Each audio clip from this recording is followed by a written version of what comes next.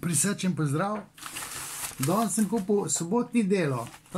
Na naslovnici omenjen, ne vem, če sem bil že sploh kdaj noter, je tudi članek Korona kriza, psihoanalitični vidik je en vidik, recimo psihologi malo drugače to vidijo, mogoče Ljubica Marjanovič Umek, psihiatri Željko Čurič, spet malo drugače.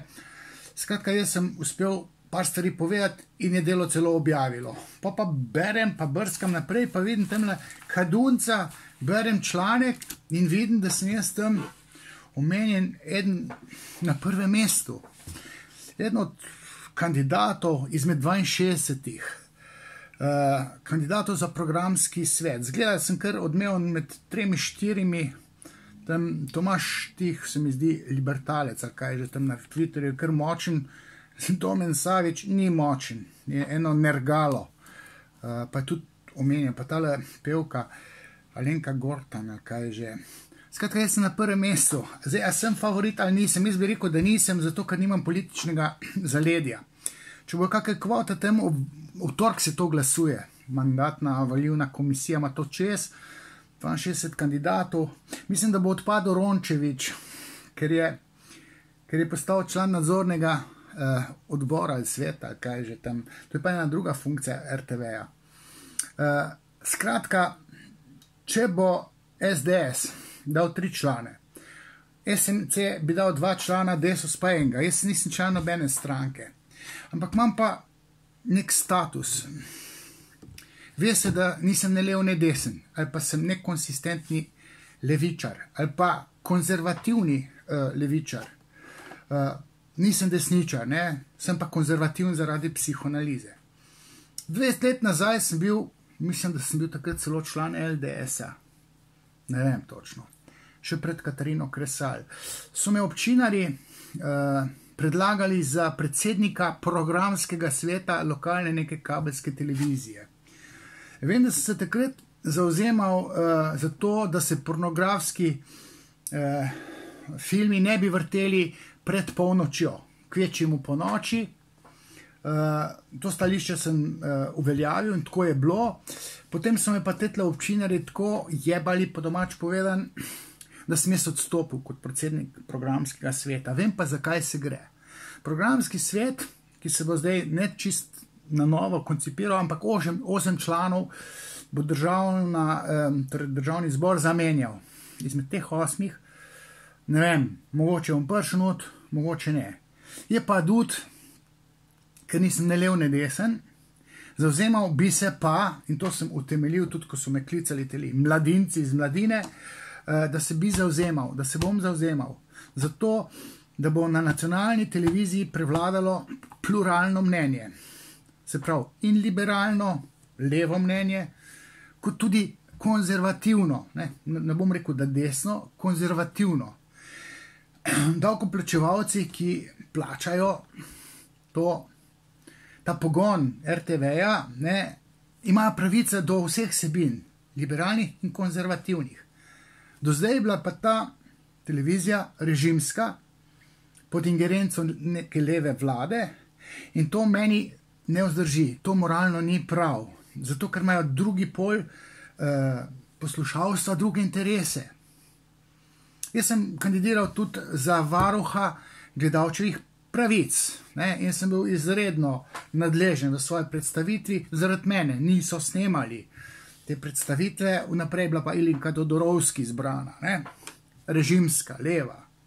Jaz sem pa iz Zasavja, Trbovlj, srce imam na levi, tako kot vsi skoraj v Trbovljah v Zasavju, ampak pišem pa z desno, kar pomeni, da znam znotraj svojih miselnih sistemov prepoznati neko kmečko logiko, ki ima psihoanalitično podstat, in zagovarjati neko zdravo razumsko mnenje. Sem antifeminist, to se ve. Ideološki konteksti mi niso blizu. Ne te feministično LGBT, kot tudi cerkev mi ni glih blizu kot inštitucija. Tako da se mi zdi, da bi bil kot dost neutralen dobrodošel v tem programskem svetu, Še posebej zato, ker nisem hlapec ne levih, ne desnih. Ne? In vsi se me bojijo, levi in desni, nimam politične podpore, se mi pa zdi, da bi moje mnenje bilo uslišano. Znam biti močan na besedi, znam konsistentno povedati par stvari, moja beseda zadane, jaz ne rabim programskega sveta, to je neka amaterska funkcija, mogoče so kakšne sejnine.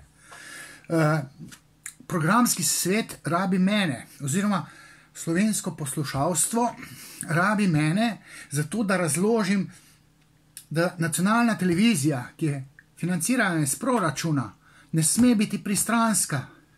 Pluralnost interesov, mnenj se mora upoštevati in odgovorni uredniki morajo navzdol na svoje novinarje pritisniti v smislu, bodite objektivni, poročajte objektivno, uslišite levo in desno mnenje, liberalno in konzervativno.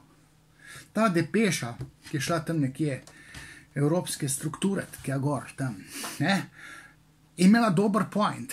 Zdaj, kdo je podpisan, ni pomembno. Ampak smisel pa je, da levi novinari doslej niso bili objektivni. Nehote, nezavedno. Nevedno so poročali in bili pristranski. Za njih je neopazna ta pristranskost. Zdaj, če bi pa nekdo z desne politične opcije to motril, bi pa rekel, čakajte malo, resnica je pa malo drugačna, obstaja še drug pogled na to isto stvar, na ta isti družbeni kontekst. In moja funkcija v tem programskem svetu bi bila, da bi izpostavljal, da obstaja drugačen pogled na ene politične ali pa družbene teme. In da se morajo novinari in uredniki potruditi, ko plasirajo neko informacijo z nekim komentarjem, tako, da bo predstavljeno in levo in desno mnenje, konzervativno in liberalno.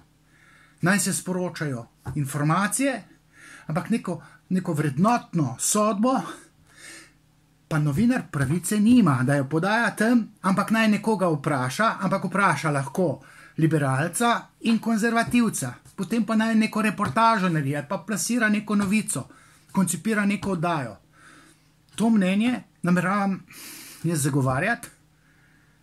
Tala mandatno-volilna komisija, ki se sestane v torek, pa naj dobro razmisli, ali bo sebi lojalne člane s tem izglasovala, pa jih predlagala, koalicija bo pač z teh 8 članov predlagala v glasovanje na državnem zboru, ali bom pa jaz tisti, ki me bo predlagala. In če bom jaz, ne bom hlapec ne levih, ne desnih. Skratka, tole sem mogel posneti.